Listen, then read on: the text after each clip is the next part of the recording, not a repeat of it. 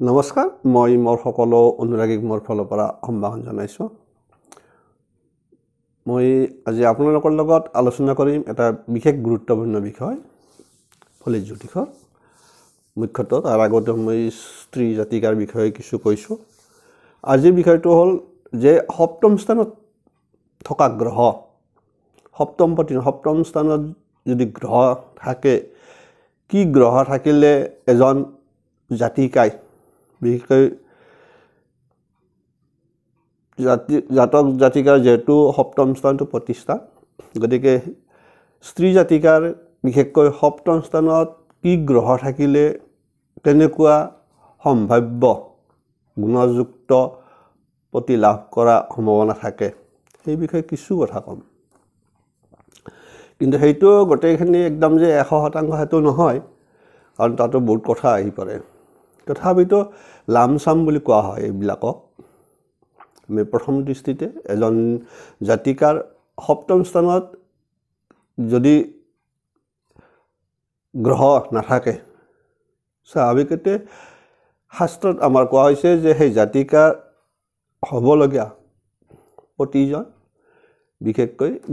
গুণশূন্য হয় তাৰমানে বিশেষ এটা গুণযুক্ত নাথাকে যদি গ্ৰহশূন্য গতিকে গ্ৰহশূন্য হোৱাটো সিমান হোৱা বুলি কোৱা নহয় কিন্তু তাৰো এটা কথা হ'ল এই বিষয়ত আমি মুখ্যতঃ সেইটো ক'লেও নহ'ব তাতো আকৌ সূত্ৰ আৰু বেলেগ এটা সূত্ৰ প্ৰয়োগ কৰি থৈ দিছে যে কৈছে যদি সপ্তমপতি শুভ স্থানত বহি থাকে সপ্তম স্থানটো শূন্য হ'ল বহুতে প্ৰশ্ন হয় ছাৰ মোৰ এনেকুৱা বিয়া কিছুমানে সুধিছে যে মোৰ ছাৰ বিয়া বাৰু নহয় বিয়া বাৰু কথা অহা নাই এইটো হ'ব কথা হ'ল কি সপ্তম স্থানত যদি গ্ৰহ নাথাকে জাতিকাৰ বিশেষকৈ জাতিকাৰ যদি সপ্তম স্থানত গ্ৰহ শূন্য নাথাকে তেতিয়া কোৱা হৈছে যে হ'ব লগা প্ৰতিজন বিশেষকৈ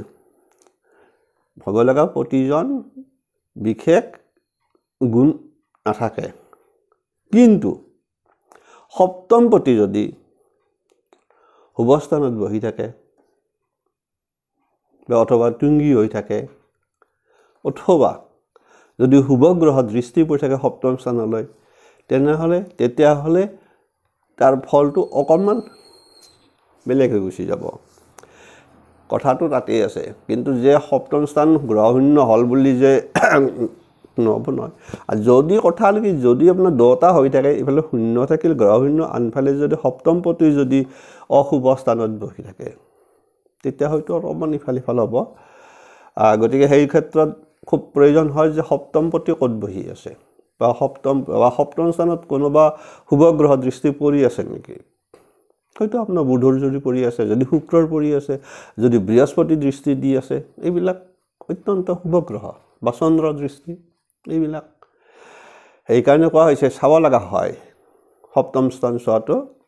তথাপিতো লামচাম এটা ক'ব পাৰি যে হ'ব লগা বিশেষকৈ জাতিকাৰ হ'ব লগা প্ৰতিজন কেনেকুৱা হ'ব পাৰে প্ৰথম কথা হ'ল কি যদি তাত বলৱান ৰবি বহি থাকে যদি বলৱান সপ্তম স্থানত বলৱান লগ্ন সাপেক্ষে যদি সপ্তম স্থানত বলৱান ৰবি বহি থাকে তেতিয়াহ'লে সেই জাতকৰ হ'ব লগা প্ৰতিজন সাধাৰণতে গৌৰবৰ্ণ হ'ব বৰ্ণটো বগা অৰ্থাৎ গৌৰবৰ্ণ বা উজ্জ্বল হ'ব আনফালে আপোনাৰ কাম অভিলাষী এনেকুৱা জাতক কাম অভিলাষী হয় গতিকে সেইদৰে যদি বলৱান চন্দ্ৰ যদি সপ্তমত বহি থাকে তেতিয়াহ'লে বলৱান সপ্তমত বহি থাকিলে জাতিকাৰ প্ৰতি হ'ব লগা প্ৰতিজন আপোনাৰ সাধাৰণতে গাঢ় ৰং বগা হ'ব উজ্জ্বল হ'ব আৰু আনফালে গুণৱানো হ'ব যদি সপ্তমত চন্দ্ৰ বহি থাকে আনফালে ভোগবিলাসী এইটো মুখ্য কথা ঠিক সেইদৰে যদি আপোনাৰ মংগল সপ্তমত বহি থাকে সপ্তমত মংগল বহি আছে জাতিকাৰ তেনেহ'লে হ'ব লগা প্ৰতিজন সাধাৰণতে সেই প্ৰতিজন অকণমান অনুৰাগহীন হ'ব। অনুৰাগ মানে কিছুমান যে আমি আওকাণ কৰা যিটো কয়, অকণমান মানে বেছি ইণ্টাৰেষ্টেড নহয় আৰু সেনেকুৱাই থাকে। কিন্তু বাকপটু, এই মানুহজন কিন্তু বাকপটু হয়। গাৰ ৰং উজ্জ্বল, গৰুবৰ্ণ, ঠিক এনেকুৱা হৈ যায় মানুহজন, মানে হ'ব লগা যিজন প্ৰতিজন, ঠিক সেইটো হয় জাতিকাৰ। মই বিশেষকৈ জাতিকাৰ কথা কৈছোঁ ইয়াত বিশেষকৈ আজি। ঠিক সেইদৰে যদি বুধ থাকে, বলৱান বুধ থাকে, যদি বুধ সপ্তমত বহি আছে, তেতিয়াহ'লে বুজি ল'ব সেই জাতিকাৰ হ'ব লগা প্ৰতিজন আপোনাৰ স্বাভাৱিকতে বিদ্বান হ'ব, জ্ঞানী হ'ব, তাৰ লগতে ধনী হ'ব, বহু গুণযুক্ত। তাৰমানে বুধ সপ্তমত যদি জাতিকাৰৰ সপ্তমত বুধ থকা মানে শুভ, বহু গুণযুক্ত, সুন্দৰ চেহেৰাযুক্ত হ'ব। যদি আপোনাৰ সপ্তমত বলৱান বৃহস্পতি বহি থাকে, যদি বৃহস্পতি বহি থাকে, বলৱান বৃহস্পতি বহি থাকিলে সেই জাতিকাৰ হ'ব লগা প্ৰতিজন অকণমান শকতাৱত হ'ব, চুটি চাপৰ হ'ব। তাৰ লগত সুন্দৰ চেহেৰা, গুণৱান, তাৰ লগত ৰাজতুল্য সম্পদৰ অধিকাৰী। যিবিলাক জাতিকাৰ সপ্তমত যদি বৃহস্পতি বহি আছে, সপ্তমতে ক'ত বহিছে কথা নাই, যদি সেই বৃহস্পতি অৱস্থান কৰি আছে জাতিকাৰ জন্মপত্ৰিকা, তেতিয়াহ'লে সেই জাতিকাৰ যদি বৃহস্পতি বহি থাকিলে সেই জাতিকাৰ হ'ব লগা প্ৰতিজন আপোনাৰ সুন্দৰ চেহেৰা, তাৰ লগত গুণৱান, ৰাজতুল্য সম্পদৰ অধিকাৰী হোৱাৰ সম্ভাৱনাটো মেক্সিমাম থাকি যায়। সেইদৰে যদি সপ্তাহত শুক্ৰ বহি থাকে, শুক্ৰ বহি থাকিলেও বৃহস্পতিৰ নিচিনা একেই হয়। গতিকে শুক্ৰ বহি থাকিলে সেই জাতিকাৰ প্ৰতিজন মনোৰম চেহেৰাৰ, তাৰমানে আকৰ্ষণীয় চেহেৰা, যিটো আকৰ্ষণীয় চেহেৰা হয়, সেই জাতিকাৰ প্ৰতিজন আকৰ্ষণীয় চেহেৰাৰ হয়, আমোদ প্ৰমোদ কৰি ভাল পায়। আৰু শুক্ৰ আমোদ প্ৰমোদ সেইবিলাকৰে বেছি আনন্দ, বিশেষকৈ ভোগবিলাক এইবিলাক শুক্ৰ কাম প্ৰৱণতা এইবিলাক বিশেষকৈ শুক্ৰৰ। গতিকে সেইফালৰ পৰা আপোনাৰ সপ্তমে মনোৰম আমোদ প্ৰমোদ কৰি ভাল পোৱা হ'ব। কবিত্ব শক্তি, কথা বাতৰাবিলাক খুব আমি যিটো কওঁ মানে এটা লয়যুক্ত সুৰ আহি যায়, যিটো সেইটোৱে থাকে। তাৰ বাহিৰেও অধিকাৰী, ভূমি অধিকাৰী, যথেষ্ট সম্পদৰ অধিকাৰী হ'ব প্ৰতিজন, যদি কোনো জাতিকাৰ সপ্তমত যদি শুক্ৰ বহি থাকে। সেইদৰে যদি আপোনাৰ কথা আহিল শনি, তো শনিওতো থাকে, কাৰণ কাৰোবাৰ শনি থাকিব। সেইবিলাক জাতিকাৰ প্ৰতিজন সাধাৰণতে আপোনাৰ অকণমান বয়সীয়াল হ'ব। সেই জাতিকাবিলাকৰ হ'ব লগা প্ৰতিজন অকণমান বয়সীয়াল টাইপৰ হ'ব, অকণমান আলস্য ভাৱ থাকে। সেইবিলাক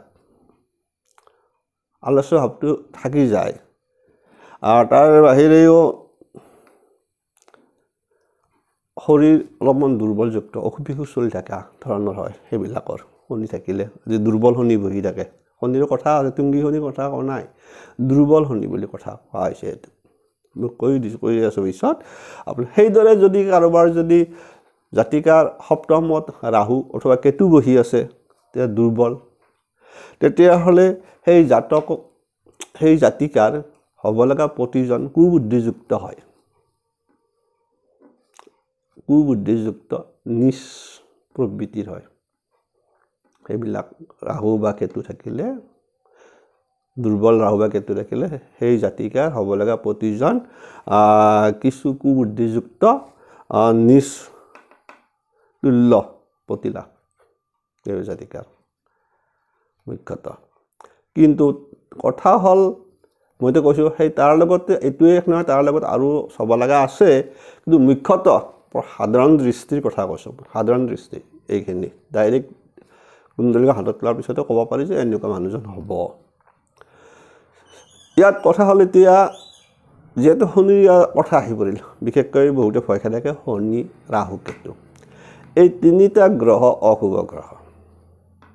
যদি এই অশুভ গ্ৰহকেইটা যদি আপোনাৰ তুংগী হয় বা মিত্ৰ গ্ৰহৰ স্থানত বহি থাকে সপ্তম প্ৰতিষ্ঠাপত বা বিশেষকৈ তুংগী হ'লে কোৱা আছে তেতিয়াহ'লে সেই জাতিকায়ো আপোনাৰ শক্তিশালী ভাগ্যৱান পতি লাভ কৰে গতিকে কোনোবা জাতিকাৰ যদি সপ্তমত শনি বা কেতু বহি বা ৰাহু বহি আছে তৎক্ষণাত বিশেষ ভয় খাব লগা বিষয় নহয় মই কৈছোঁ তাৰ আগত আৰু এটা কথা কৈছোঁ যে সপ্তমপতি ক'ত বহি আছে সেইটোও চাব লাগিব যদি সপ্তমপতি তুংগী হৈ বহি আছে ইয়াতকৈ বহি থকাতকৈ পতিৰ ফলটো বেছি উন্নত হ'ব তথাপিতো সাধাৰণ দৃষ্টিত যিখিনি ক'ব পাৰি যে এজন জাতিকাৰ হ'ব লগা প্ৰতিজনৰ শুভ ফলাফল বিশেষকৈ কেনে গুণযুক্ত হ'ব পাৰে এইখিনি সাধাৰণ দৃষ্টিৰ কথা কৈছোঁ মই ইয়াৰ লগতো বহুত আনুষংগিক আছে বিশ্বাস স্বাভাৱিক যিটো কথা বিশেষকৈ কাৰোবাৰ যদি আপোনাৰ শনি বা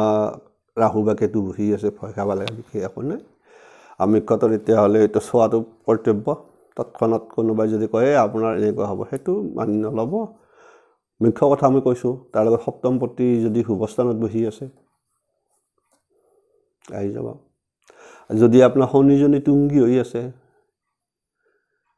বিশেষকৈ যদি মৃত্যস্থানত বহি আছে বিশেষকৈ ধৰক আপোনাৰ বৃষ ৰাশিত বহি থাকিল মিত্ৰৰ ৰাশি বা আপোনাৰ ধৰক বিশেষকৈ মকৰ বা কুম্ভত বহি থাকিল শনি স্বক্ষেত্ৰী বা বিশেষকৈ যে তুলা ৰাশিত বহি থাকিল শনি তুংগী সেইফালেও মেঘলগ্নৰ যদি কাৰোবাৰ কোনোবা জাতিকাৰ মেঘলগ্ন আছে যদি সপ্তমত শনি বহি আছে শনি সপ্তমত তুংগী গতিকে তেতিয়াহ'লে ভাগ্যৱান পতি বুলি কোৱা হৈছে আৰু তাত সম্পদযুক্ত ভাগ্যৱান বুলিও কোৱা হৈছে ৰাহুৰো সেনেকুৱা ৰাহু যদি আপোনাৰ মিথুনত বহি থাকে ৰাহু যদি আপোনাৰ সিহঁত বহি থাকে বিশেষকৈ মই কৈছোঁ ৰাহু যদি আপোনাৰ মিথুনত বৃষত বহি থাকে ৰাহু যদি কন্যাত বহি থাকে স্বক্ষেত্ৰী বুলি ধৰা যায় যদি আপোনাৰ কুম্ভত বহি থাকে কাৰণ শনিৰ ক্ষেত্ৰতো আপোনাৰ বিশেষকৈ মকৰ ৰাশিৰ ক্ষেত্ৰতেও বিশেষকৈ আপোনাৰ ৰাহু মিত্ৰ হয় গতিকে কথা সেইদৰে চাব লগা হয় কিছুমান ক্ষেত্ৰত যে লগে লগে যে সেইটো হ'ব সেইটো নহয় তাৰ লগত বেলেগো আনুষংগিক থাকিব বিশেষকৈ তথাপি স্বাভাৱিক এটা কোৱা গৈছে যে সপ্তম স্থানৰ পৰা পতিৰ লক্ষণ কেনেকুৱা শুভাশুভত্ব দেখাত কেনেকুৱা হ'ব পাৰে বা কেনেকুৱা গুণযুক্ত হ'ব পাৰে সেইখিনি এটা সাধাৰণ আভাস তাৰ বাহিৰে আনুষংগিক আছে যে মই নকওঁ যে মই কোৱাখিনি একদম 100% সেইটো 100% নহয় সেইটো ভুল কথা তৎক্ষণাত কিছুমানে ক'ব পাৰে কাৰণ যথেষ্ট কথা আহি পৰে এই ক্ষেত্ৰত বহুত ক্ষেত্ৰত দেখা যায় এইটো সেইটোকে সপ্তমপতিৰ আপোনাৰ অৱস্থানলৈ কথা থাকে তাৰ লগত দৃষ্টিলৈ কথা থাকে আমি বিশেষকৈ দৃষ্টিটো ওলাব পাৰিব লাগিব কাৰণ এনেই আপোনাৰ শুক্ৰ বা শুক্ৰৰ দৃষ্টি দিলে সপ্তম দৃষ্টি দিব চন্দ্ৰ দিলে সপ্তম দিব কথা আহি পৰিল আমি চাব লাগিব কিন্তু বৃহস্পতি যদি বৃহস্পতিৰ দৃষ্টি যদি নাচায় যে বৃহস্পতিৰ দৃষ্টি দি থাকে তেতিয়া আৰু বৃহস্পতিটো অকল সপ্তম স্থানতে দৃষ্টি নিদিয়ে নহয় বৃহস্পতি আপোনাৰ সপ্তম স্থানতো দৃষ্টি দিয়ে ইফালে পঞ্চমতো দিব ইফালে নৱম স্থানতো দৃষ্টি দিয়ে সেইমতে চাব লাগিব বৃহস্পতিৰ দৃষ্টিটো যদি আপোনাৰ লগ্ন সাপেক্ষে সপ্তম স্থানটো যিটো সপ্তম স্থান তাত যদি বৃহস্পতি য'ত আছে তাৰ পৰা যদি নৱম দৃষ্টি পৰি আছে তেতিয়াতো শুভ গ্ৰহ দৃষ্টি হৈ থাকিল তাত গ্ৰহ শূন্য হৈ থাকিল বা অন্য এটা গ্ৰহ থাকিলে কিছু হ'লে ইফালে হৈ যাব গতিকে কথাবিলাক অকণমান বিশেষকৈ জাতিকাৰ স্ত্ৰী জাতিকাৰ সম্ভাৱ্য পতিৰ লক্ষণ বা শুভত্ব চাব লগা হ'লে কেনেকৈ গুণযুক্ত অকণমান চাব লাগে কিছু ক্ষেত্ৰত যিটো মানে সাধাৰণ দৃষ্টিৰ কথা কৈছোঁ মই এৰিছোঁ আপোনালোকে নিশ্চয় জানিব বিচাৰে বহুতে বিশেষকৈ জাতিকাসকলে ছোৱালীসকলে জানিব বিচাৰে যে মোৰ এতিয়াতো গম পাইছে বহুতে চাই থাকোঁতে যে সপ্তম স্থান কোনটো কৈছোঁ যে লগ্নৰ সাপেক্ষে যিটো চিধা চিধি যিটো আছে সেইটো সপ্তম স্থান গতিকে আপোনালোকে নিজে গম পাব কিছু হ'লেও যে হ'ব লগা প্ৰতিজন কেনেকুৱা গুণযুক্ত হ'ব পাৰে আৰু তাৰ লগতো বহুত কথা থাকে বিশেষকৈ সপ্তম স্থান বা অষ্টম স্থানত যদি শুভগ্ৰহ অৱস্থান কৰি থাকে তেতিয়া প্ৰতি ভাল গুণযুক্ত হয় ক'লোঁ যিসকলে নতুনকৈ চাই আছে সেইসকলে ছাবস্ক্ৰাইব কৰিব চেনেলটোক লাইক কৰিব কমেণ্ট কৰিব আজিলৈ এৰিছোঁ সকলোৰে মংগল হওক সকলোৱে মংগলে থাকক নমস্কাৰ